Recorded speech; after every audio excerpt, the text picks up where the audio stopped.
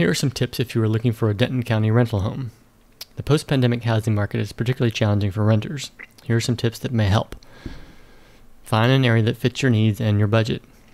Median and average rents can vary widely within Denton County. If you are shopping for a rental home, find an area you like and a price range you can actually afford. There are 2 universities in Denton and multiple school districts within the boundaries of Denton County, which covers over 900 square miles in a variety of demographics. Some cities have more affordable inventory than others. Get your rental house in order. In a tight rental market with everyone looking for a good place to live, it helps to put your best foot forward. Available inventory may be limited depending on the area or time of year. Good credit and solid income are always attractive to landlords. At the end of the day, the landlord wants to know you can pay the rent bill on time. You should work to build a solid credit profile. If you have blemishes on your credit, be prepared to explain them. You might want to have a formal letter of explanation on hand.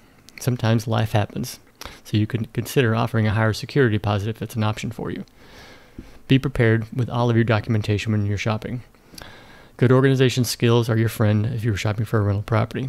Typical things you might need for your Denton area rental application include identification, pay stubs, bank statements, rental history, references, pet information, job history, vehicle descriptions, and proof of insurance. A note on pets. You may love your pets, but be aware that they may not help you in the tight rental market. Landlords often have pet restrictions on certain breeds or sizes. Be prepared to pay extra fees and/or a larger deposit for your 4-legged friends. A pet resume, pictures, and good records might help you get through the door. Experienced landlords are on the lookout for ESA fraud. Don't try to pass your pet off as an emotional support animal or service animal if you don't have legitimate documentation. Read the lease agreement. This should go without saying. Unfortunately, many people do not actually read their lease, at least not in its entirety. You should always read your lease agreement. Ask questions when you need clarification and make sure you understand who is responsible for things like utilities, maintenance, HOA fees, or other regular obligations.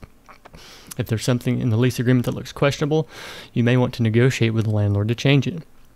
A good real estate agent or attorney can review the lease for you. Make sure the terms of the lease are acceptable before you actually sign it. Understand who you're renting from. Your temporary home might not be as temporary as you planned. Even if your stay is short, you should understand who you're renting from. If you're concerned about renting from a large institutional landlord, you are not alone. Many of those concerns are warranted. Renters across the country have compiled a long list of horror stories and complaints when dealing with Wall Street landlords. If you find yourself with few available options, be sure to read all of the fine print in any rental offers or promotions. This is particularly important when dealing with institutional landlords. High fees, a lack of maintenance, and non-existent customer service are just some of the challenges you may face as a renter. Why you may be getting the runaround. If you've experienced poor service when shopping for a rental home, you are not alone. A tight, over-financialized housing market can be tough to navigate. Customer service takes a backseat to profit when the supply-demand equation gets skewed.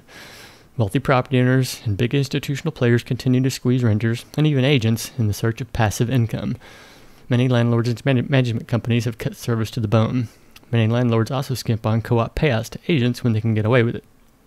Most agents are not in the business of working for free, so don't be surprised if you don't get a quick response when calling on a particular listing where the owner has tried to remove the human element from the equation. Contact me today for more information on the Denton County rental market or to find your new temporary home.